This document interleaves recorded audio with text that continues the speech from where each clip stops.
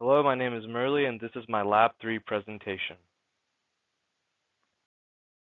As a general overview of the lab, the purpose was to calculate the distance dependence of magnetic fields due to a bar magnet.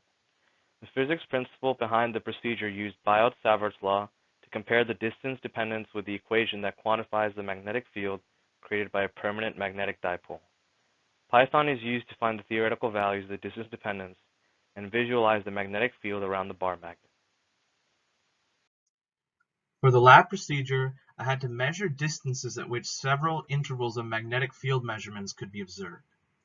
In order to do this, first I had to locate the magnetometer chip on my phone, which I did using the process described on the right. So in the bottom picture you can see the phone is aligned vertically, and I moved it up and down until I found the point where the X component of magnetic field was at its maximum. Then I turned the phone horizontally and did the same thing except with the Y component of magnetic field. Following this, I marked the spot where the magnetometer chip resided.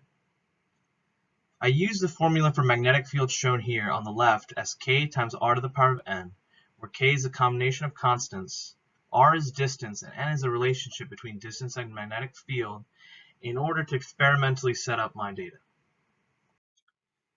An image of the experimental setup can be seen on the right, where I set up the cardboard box and aligned the phone and the magnetic field on a piece of measuring tape. For the experimental results, the table on the left shows different distances at which specific magnitudes of magnetic field's X component can be observed.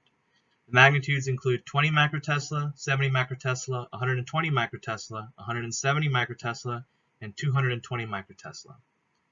The graph on the right is the log natural Bx versus log natural R, which shows a relationship between magnetic field and distance.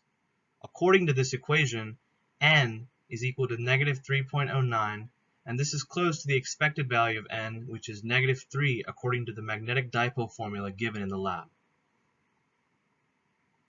To find the off-axis field experimentally, I went ahead and repeated a similar procedure using my phone. I lined it up and calculated dperp as the value where the X component of magnetic field was closest to 100, and then I moved it vertically up along a distance dperp, and then I recorded the X, Y, and Z components of the magnetic field. I repeated this 3 times and recorded the following data. In order to do the programming portion of my lab, I needed to calculate the magnetic dipole moment. I already had the value ln k, and I used it to find k, as shown, and then I used the following formula to find mu and calculated a magnetic dipole moment as 1.275. The purpose of the coding portion of this lab was to visualize the magnetic field around the dipole that is the bar magnet. To begin, I first used a starter code to create the magnet at the origin and assign it a magnetic moment of 1.275, which I just calculated. Then I created a function for the magnetic field of this dipole using the formula given to us in the lab. I then set observation locations with 2 locations on axis and 4 perpendicular to the axis with respect to its distance that I could input. After I defined the observation locations for all these vectors, I went ahead and started to draw them. For the on-axis magnetic field vectors, the formula for R was the difference between the observation location and the magnetic position. To find the magnetic field at the point, I used the function for magnetic field that I defined earlier. And then I went ahead and drew the arrow according to a scale and scaled it by a factor of 1,000. I did this for all the on-axis magnetic field vectors and all the perpendicular magnetic field vectors. To visualize the magnetic field 45 degrees off axis, I went ahead and defined my d perpendicular value as 0.152 for my experimental results, and then I did a similar process to draw the arrows to represent the magnetic field 45 degrees from the axis. I defined the R as a difference between the observation and magnet position. I used the dipole B function that I defined earlier to calculate magnetic field, and I went ahead and drew the arrow and scaled it by a factor of 1,000.